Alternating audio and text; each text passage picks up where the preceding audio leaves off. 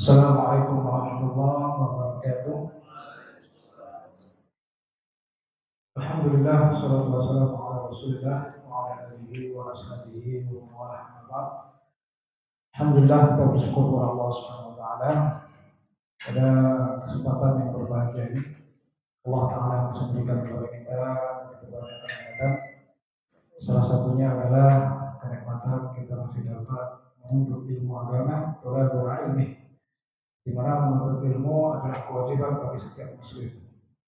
Thalabul ilmi fardhun 'ala kulli muslimin wal muslimat.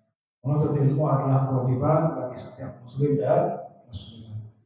Kemudian salat dan salam senantiasa tercurahkan kepada Nabi kita Nabi Muhammad sallallahu alaihi wasallam serta keluarganya, sahabat, tabi'in, serta manusia yang senantiasa istiqomah dalam sunnah-sunnah beliau hingga yaumul qiyamah. Baik jemaah rahimani wa rahmatullah, sedikit kita sampaikan, kita memakai kitab yang bernama Safinatul Najah sebagai pedoman. Kitab ini fikih madzhab Syafi'i, banyak disyarah oleh para ulama. Jadi kita sudah sampai di bab memandikan jenazah. Bab di memandikan jenazah. Perlu diketahui bahwasanya mengurus jenazah hukumnya adalah wajib. Mengurus jenazah hukumnya adalah wajib bagi yang hidup. Bagi yang hidup. Sehingga kalau misalkan ada jenazah kemudian nggak ada yang mau mandiin, semuanya berdosa. Nggak ada yang mau mandiin, maka semuanya berdosa. Setidaknya ada perwakilan yang bisa memandikan jenazah, yang bisa mengurusi jenazah sampai menguburkannya. Selain itu pahala orang yang mengurusi jenazah, bukan mengurusi, orang yang hadir saja itu pahalanya sangat besar.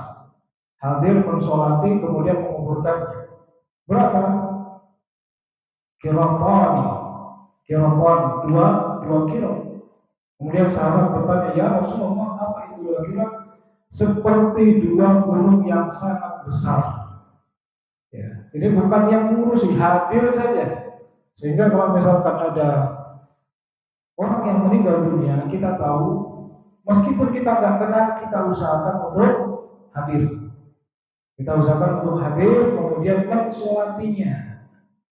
Ya, mensolatinya, kemudian kalau kita masih ada waktu luang, kita berusaha untuk ikut mengantarkan ke kuburan. Pahalanya sangat besar. Ya. Baik, kita lanjut. Dalam kitab Safinatul Najah disebutkan alladzi yalzamu lil mayyiti arba'u khisal. 4 hal yang wajib dilakukan kepada orang yang telah meninggal atau mati. Yang pertama adalah ghusluh, memandikannya. Yang kedua, takfinuhu, mengafaninya, as-sholatu alaihi, mensolatinya, kemudian dafnuhu, menguburkannya. Sedikit kita murojaah, kita ulang dikit aja, karena mungkin bisa jadi kemarin ada kawan-kawan yang belum bisa hadir. Kalau ada orang yang sudah mendekati sakaratul maut, apa yang kita lakukan? Talqin. Nabi bersabda, lakin mautakum la ilaha illallah. Talqinlah orang yang sedang sakaratul maut dengan mengucapkan la ilaha illallah. Nabi bersabda, "Man kana akhiru kalami la ilaha illallah dakhala jannah." Barang siapa yang akhir dari hayatnya, akhir daripada ucapannya mengucapkan kalimat tauhid la ilaha illallah, maka dia masuk ke dalam surga. Ini salah satu faedah ketika ada orang sedang sakaratul maut, biasanya ditandai dengan tatapan ke atas. Ya. Karena kata Nabi, mata itu mengikuti ruh ketika dicabut ke atas. Kemudian kita ada firasat nih, kayaknya udah mau sakaratul maut. Kita dekat, kita tuntut ucapkan tauhid. Pelan-pelan. Kalau dia sudah sempurna mengucapkan kalimat la ilaha illallah, sudah diam. Jangan diulangi lagi. Kenapa Pak? Kalau diulangi lagi bisa aja nanti gak sempurna dia mengucapkannya yang kedua. Targetnya dia sudah mengucapkan la ilaha illallah, sudah kita diam. Jangan berisik, jangan ngobrol di sampingnya, jangan juga bacakan Quran. Ya, jangan. Karena nanti dia akan mengikuti. Ya, akan mengikuti hingga kemungkinan besar nanti akhir kalimatnya bukan la ilaha illallah lagi. Ya. Nah itu tujuannya. Setelah sempurna la ilaha illallah sudah meninggal dunia, kemudian ditutup matanya. Biasanya matanya itu terbelalak ke atas dan kemudian ditutup matanya. Kemudian ini kondisional. Jika dikhawatirkan, mohon maaf, misalkan mulutnya terbuka, dikhawatirkan mulutnya terbuka, kemudian kaku, susah ditutup, maka ditali di awal, ditali pakai kain ke atas gitu ya. Tapi kalau memang dari awal sudah tertutup, rapat, tidak menimbulkan fitnah, maka nggak apa-apa, nggak perlu. Ini kondisional, ya. Nah setelah itu apa? Ditutup. Sudah jadi mayat nih, ditutup dari kepala sampai kaki supaya tidak jadi tontonan salah satunya. Kemudian apa? Nabi juga seperti itu. Ketika beliau wafat, beliau itu jasadnya ditutup dari ujung kepala sampai ujung kaki. Dan disebutkan dalam sebuah riwayat ditutup menggunakan kain yang bergaris, kain yang bergaris. Nah kemudian di antara cara umum memandikan mayit dalam hadis riwayat Bukhari dan Muslim dari Ummu Atiyah, beliau mengatakan ketika putrinya Rasulullah yang bernama Zainab itu meninggal dunia, maka Rasulullah memerintahkan kami untuk mengurusi putrinya. Kemudian Rasulullah bersabda, hendaknya kalian memandikan dengan 3 kali bilasan, kalau perlu 5 kali bilasan, kalau perlu 7 kali bilasan, kalau perlu 9 kali bilasan. Kemudian menggunakan sidr. Ada yang tahu sidr? Bidara. Air dicampur daun bidara. Kalau misalkan susah daun bidara, jangan diganti daun sawit, jangan. Atau daun yang lainnya, ganti daun mangga misalnya, jangan. Yang penting dedaunan, tidak. Ini sunnah pakai daun bidara. Kalau nggak ada daun bidara pakai sabun. Karena prinsip memandikan itu biar wangi, biar bersih, mensucikan, kemudian biar tidak cepat rusak jasad-jasadnya. Makanya kata Nabi yang pertama dengan sidr, daun bidara, bisa dicampur dengan sabun. Yang kedua dengan air murni sebagai bilasan, dibilas. Kemudian yang ketiga menggunakan maqarah. Apa maqarah? Air yang dicampur dengan kapur barus. Di antara fungsi atau faedah dari kapur barus adalah itu bisa mengawetkan, ya, sedikit mengawetkan jasad itu supaya tidak gampang rusak. Terus kemudian di antara faedah ketika memandikan itu di atas, taruh di meja atau taruh di tempat kayak gitu, yang di klinik gitu ya, kayak gitu, bukan langsung terkena tanah. Jadi yang dianjurkan dinaikkan ke atas, taruh di meja supaya nggak langsung terkena tanah. Ya. Itu diantara faedahnya bahwa supaya kulit itu tidak terkena tanah. Kalau terkena tanah itu mempercepat rusaknya jasad. Itu faedahnya. Ya. Terus nggak ada keyakinan, misalkan ada sebuah daerah kalau memandikan jenazah harus dipaku, nggak ada. Kalau nggak punya meja sama sekali, boleh dipaku. Tapi kalau misalkan ada tempat seperti meja atau seperti itu, masya Allah luar biasa, bagus, itu lebih baik seperti itu, gitu ya. Oke, kita langsung aja, supaya nggak kelamaan, waktunya supaya cukup. Ada yang jadi relawan? Ya. 2 orang.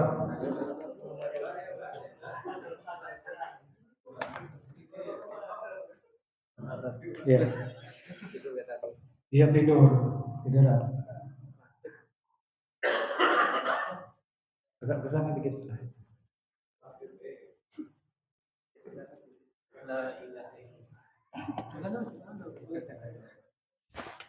Iya. Nah ini anggap aja sudah di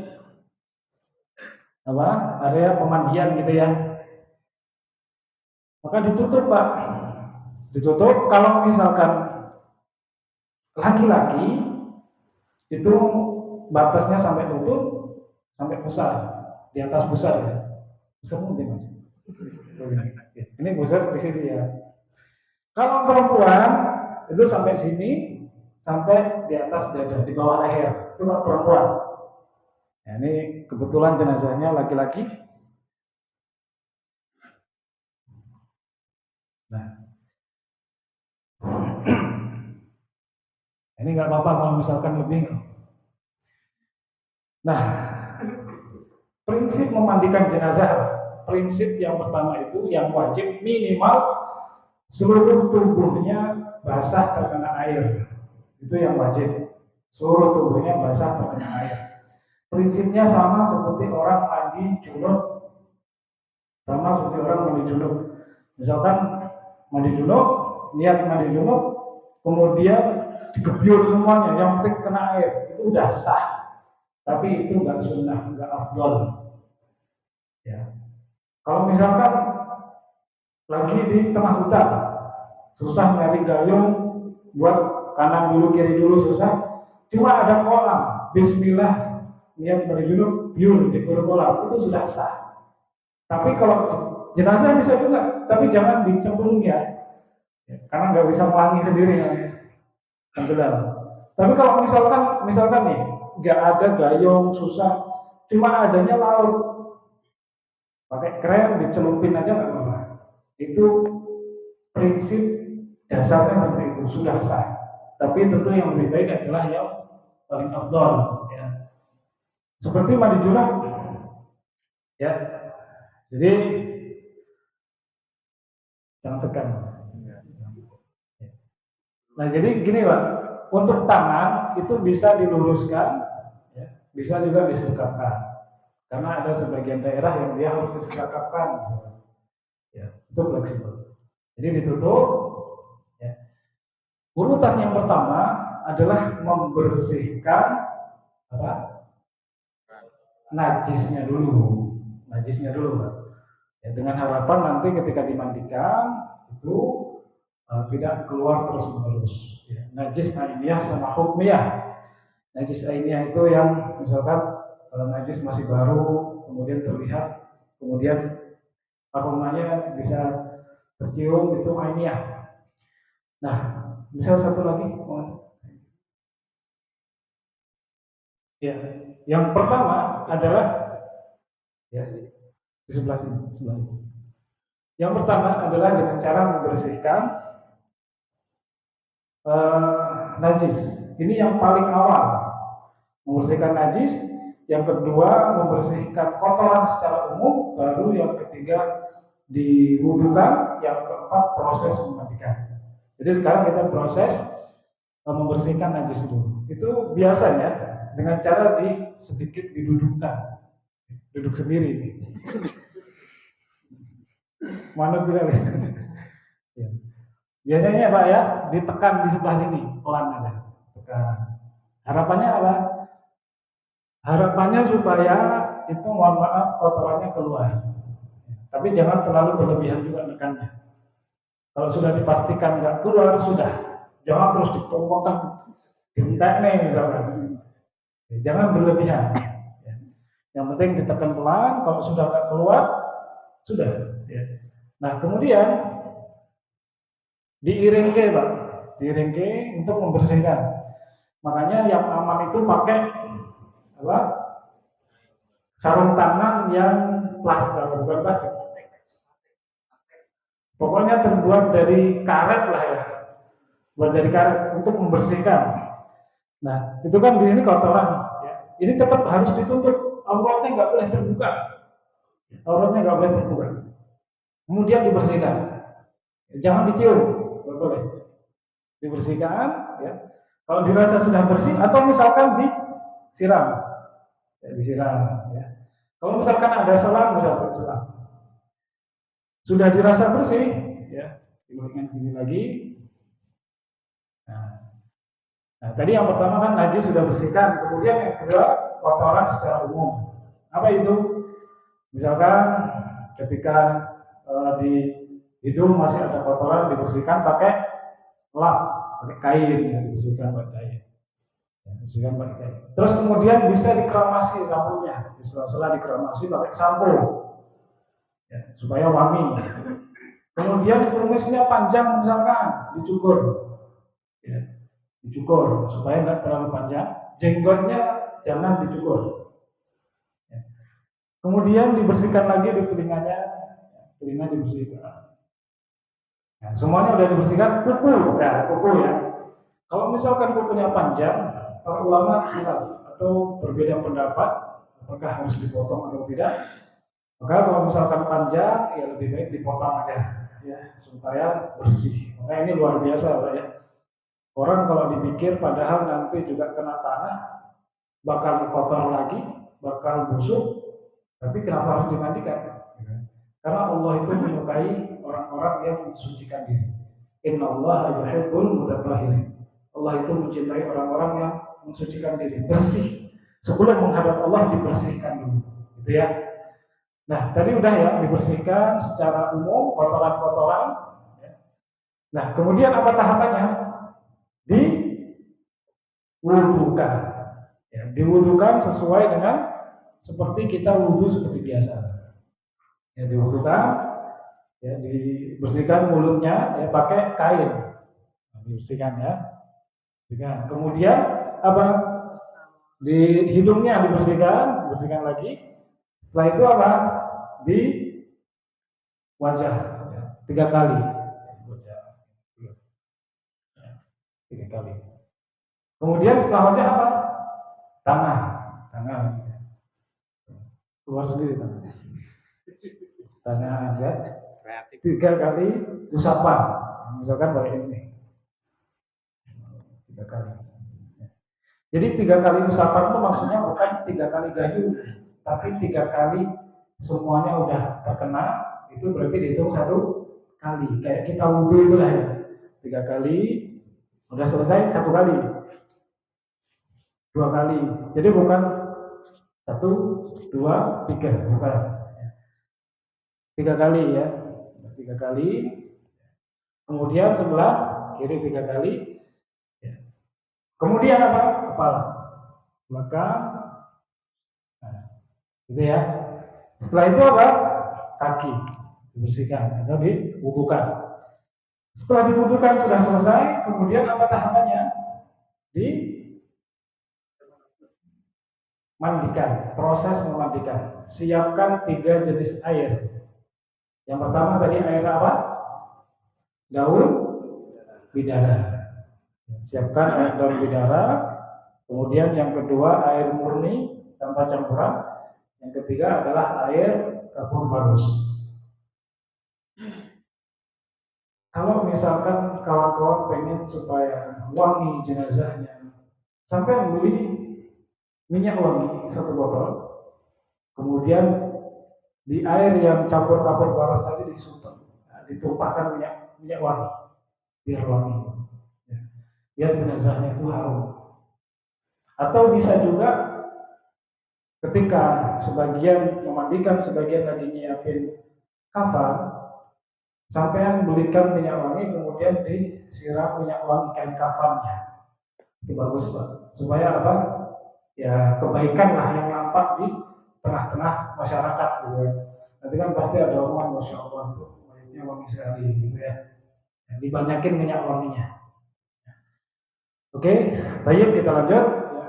Air daun bidara. Kalau nggak ada daun bidara bisa pakai sabun, air campur sabun, air murni, kemudian air kapur barus.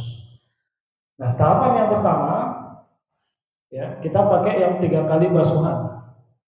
Pertama adalah air daun bidara. Air daun bidara di sini, ya, siram. Ya.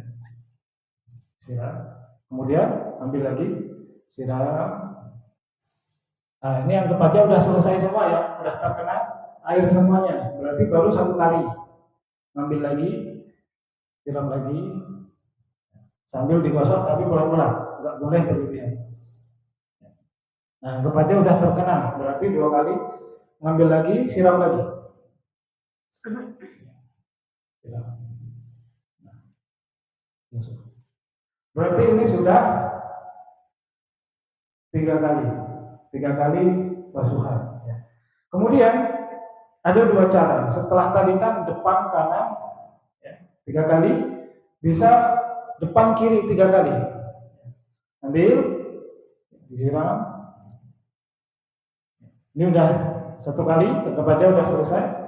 Ambil lagi, siram lagi, gosokin. 2 kali, siram lagi. 3 kali. Kemudian cara yang selanjutnya dimiringkan.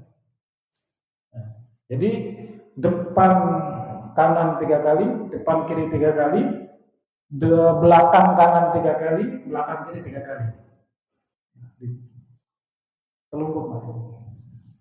Nah, gitu sudah selesai. 1, 2, 3. Nah, sudah. Kemudian sebelah kiri belakang. Ini jangan sampai kebuka, ya. Ini aurat, nggak boleh. Siram 1, 2, 3. Nah, ini cara yang pertama. Terus cara yang kedua, itu langsung sebelah kanan 3 kali plus langsung belakang.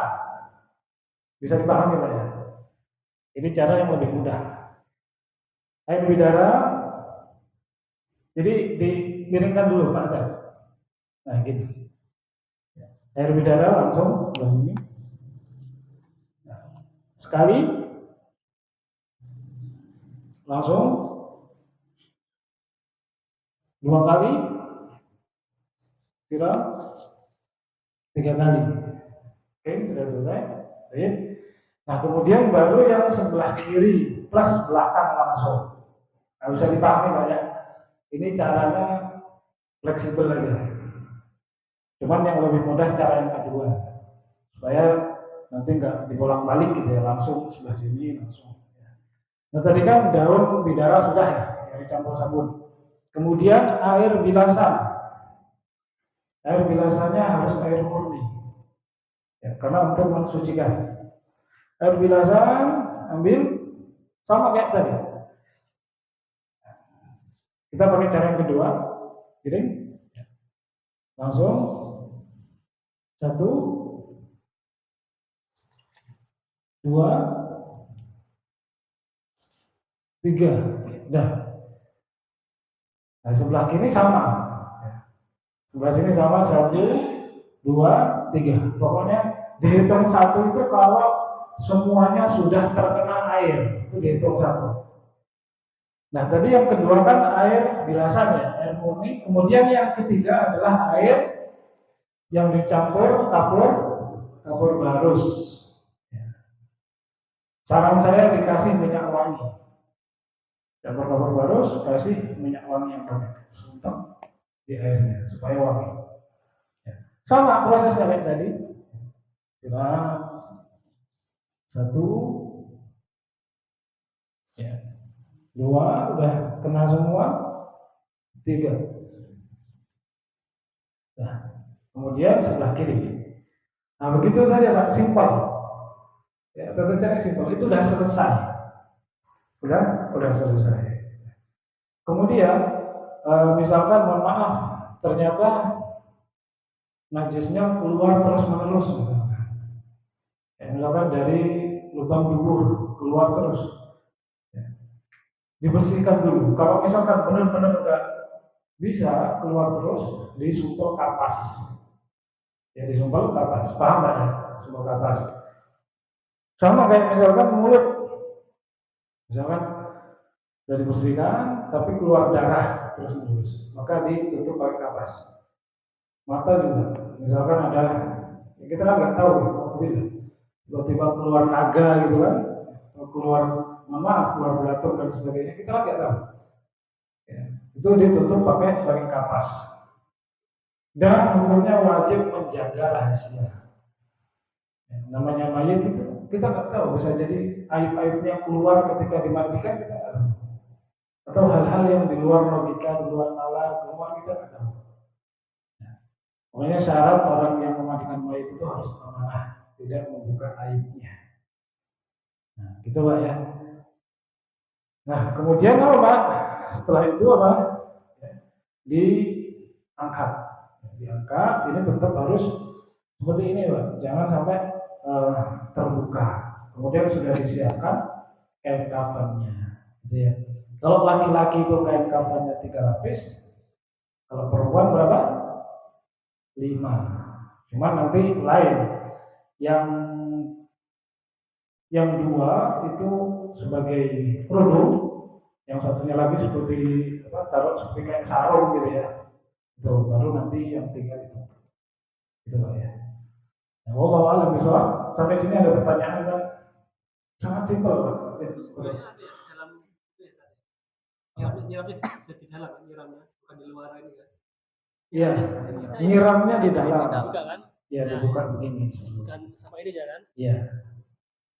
Bukan dari luar gini Pak ya. Jadi siram di dalam sambil dikosongin gitu ya. Tapi pelan-pelan aja. Ya. Jangan sampai ada yang luka. Kata Rasulullah SAW, patah tulang mayat itu sama seperti kau mematahkan ketika hidup. Ini artinya peringatan supaya kita itu benar-benar pelan-pelan ketika mengurus mayat. Ya. Tentu lain kalau yang mengurus anggota keluarga dan orang lain. Kalau anggota keluarga pasti diurus dengan penuh kasih sayang. Wah. Tapi kalau orang lain bisa aja buru-buru gitu kan. Kan kita nggak tahu dia mau ngapain setelah mati mayat. Bisa aja dia mau ta'aruf dulu kan, Mas. Ada ta'aruf gitu kan, Mas kok cepat-cepat ada janjian ta'aruf. Ya, jadi nggak sepenuh hati biasanya kalau orang lain. Yang dianjurkan itu siapa? Keluarga dulu yang paham tentang memandikan jenazah, dari ayahnya, kemudian kakeknya, kemudian anak laki-lakinya, baru nanti kalau udah laki-laki dari kerabat, laki-laki dari orang lain, baru dari pihak perempuan yang paling ditekankan adalah istrinya. Ya. Ada pertanyaan lagi, Pak? Sudah selesai gitu ya. Ya, Pak. Pada saat proses pemandikan itu apakah ada bacaan khusus atau tidak? Tidak ada. Tidak. Kalau untuk yang melihat misalkan ada yang menyaksikan itu tidak ada. Dan yang menyaksikan itu nggak boleh orang banyak. Maksudnya gini, yang boleh menyaksikan adalah orang yang dia ada kepentingan untuk memandikan. Misalkan kan ditutup tuh, nggak boleh terbuka, ditutup. Yang menyaksikan ya yang ngambilin air, yang ngambilin ini. Itu pun nggak boleh lihat aurat. Yang memandikan juga nggak boleh lihat aurat. Nggak boleh. Misalkan anaknya pengen lihat masuk ke area pemandian, boleh. Lihat saja, bukan memandikan. Ya, lihat saja boleh. Bahkan Rasulullah, anaknya perempuan Zainab, itu Nabi nggak memandikan, karena hukumnya nggak boleh. Ayah memandikan anak perempuan yang sudah balik, nggak boleh. Atau sebaliknya, anak laki-laki yang sudah balik memandikan ibunya, nggak boleh juga. Nah, begitu, Mas. Ada pertanyaan lagi, Pak?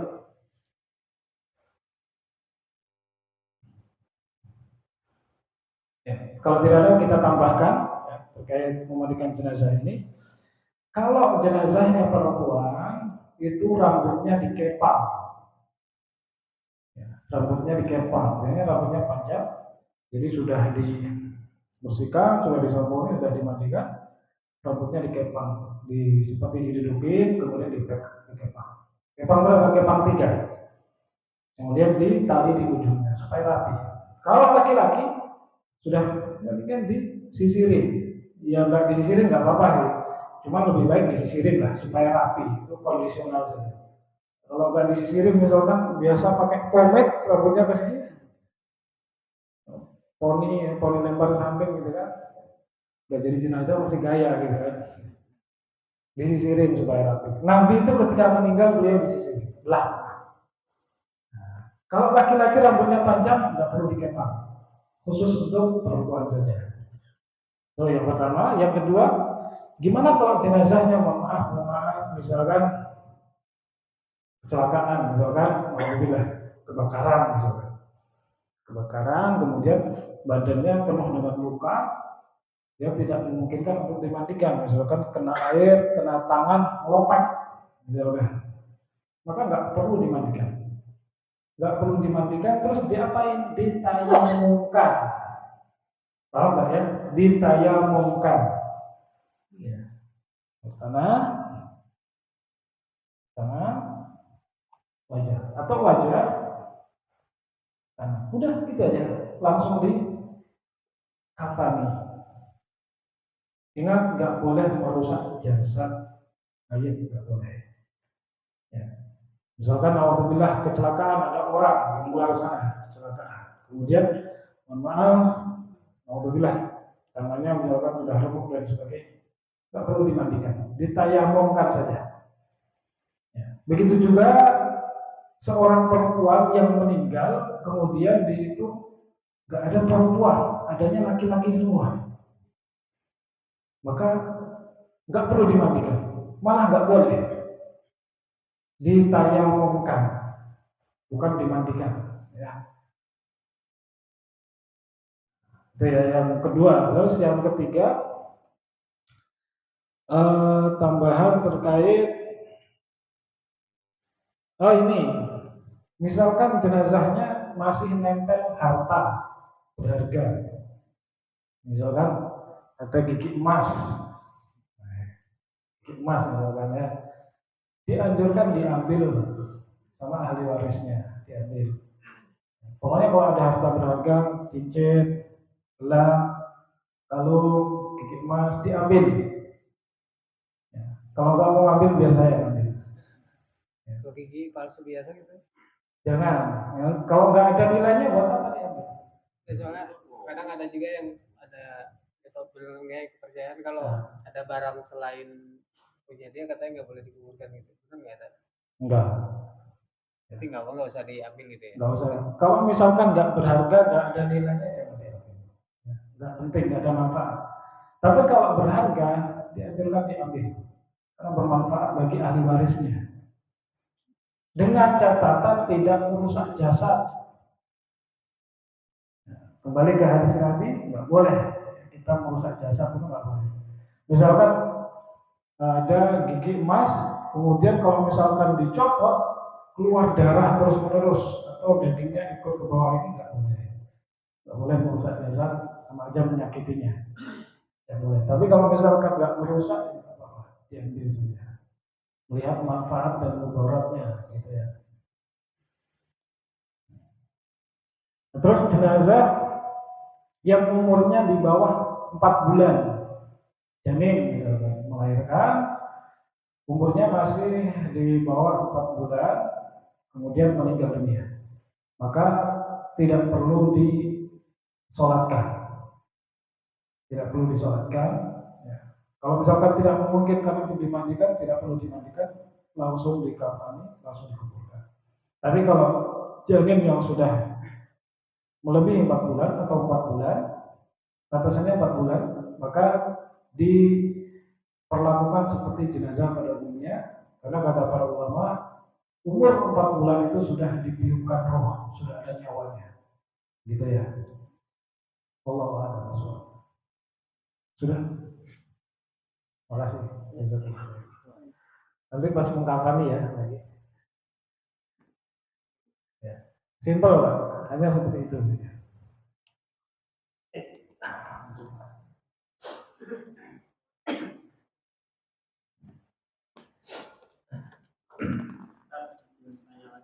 Kalau misalkan mayatnya itu kondisinya utuh tapi habis operasi meninggal, terus dapat pesan dari rumah sakitnya, lokasi yang habis dioperasi nggak boleh.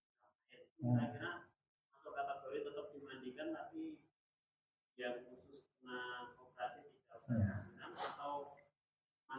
jadi perlu ditayamumkan. Kalau misalkan yang nggak boleh kena air itu terlalu banyak, maka nggak perlu dimandikan. Tapi kalau cuma beberapa titik, misalkan di bagian tangan satu aja, maka dimandikan. Tapi yang ini jangan kena air. Sama kayak misalkan kita berwudu itu, mensucikan diri. Kalau misalkan di situ ada luka yang nggak boleh kena air, bukan berarti mewakili nggak boleh wudu, bukan. Ya. Anggota wudu yang kena air ya harus kena air, ya nggak boleh ya jangan kena air. Begitu juga dengan memandikan jenazah.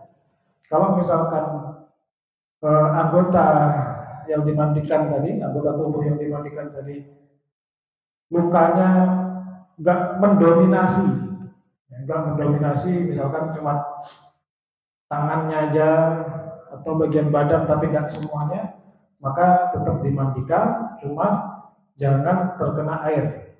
Yang luka tadi, caranya gimana? Bisa dikasih perban atau kapas itu kan ya, supaya menghindari takutnya nanti namanya air kan ya jatuhnya kemana-mana, atau misalkan takut nanti kegeser kain, takut kegeser tangan kemudian melopek keluar darah dan sebagainya, maka ditutup di perban. Itu Pak, seperti itu caranya.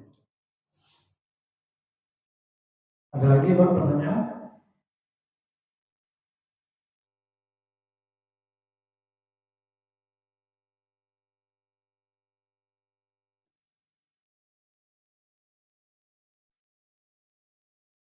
Nah, tadi ada satu yang kelewat ya, belum dibuka bajunya. Ya. Jadi ketika ditaruh di rumah dia, misalkan masih pakai baju misalkan, maka dibuka. Kalau susah izin sama ahli waris, dipotong saja bajunya, ya, potong dari ini, digunting ke sini, ke sini, ke sini, gunting, udah buka, gitu ya.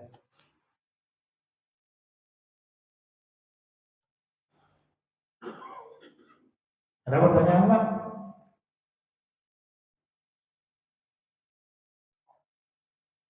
Ya tadi apa? Gampang Pak ya, diingat ya. Yang pertama, bersihkan najis. Diingat nih, pokoknya bersihkan najis dulu, pakai air, bersihkan najis sudah selesai, kemudian dibersihkan kotoran secara umum. Ya, kenapa kok najis dulu, nggak kotoran dulu? Kalau kotoran dulu sudah selesai, keluar najis kan percuma. Makanya najisnya dulu, baru kemudian kotorannya, termasuk di sela-sela rambut ya dibasahi, dikasih sampo, ya, kemudian mohon maaf kotoran-kotoran di mata dibersihkan, di hidung dibersihkan, di gigi dibersihkan. Siapa tahu masih ada bebek yang nempel di situ kan, terus makan bebek ya, nempel dibersihkan. Kumis dicukur, jenggot jangan dicukur. Dan kemudian setelah dibersihkan secara umum, diapakan? Urutannya diwudukan seperti wudu biasa. Setelah diwudukan baru dimandikan. Dengan berapa jenis air?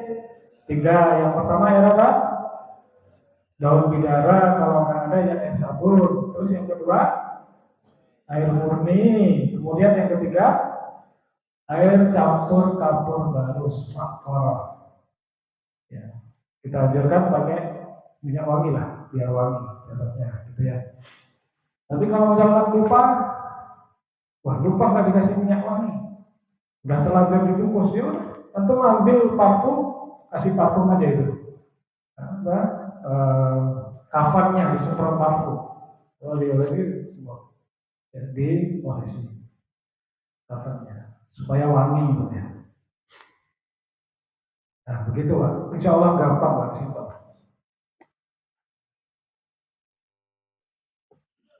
Terus yang memandikan juga kadang perlu mental, Pak. Perlu mental. Ya. Jadi mandiin jenazah derdek. Nek urip meneh piye iki. Ya. Enggak, ya udah meninggal nggak bisa. Ya ada pertanyaan, ya Pak? Insya Allah jelas Pak ya, Insya Allah ya, Insya Allah jelas. Wallahu a'lam bishawab, kurang lebihnya kami mohon maaf. Kita tutup dengan doa kifaratul majelis. Subhanakallahumma bihamdika asyhadu an la ilaha illa anta astaghfiruka wa atubu ilaik. Assalamualaikum warahmatullahi wabarakatuh.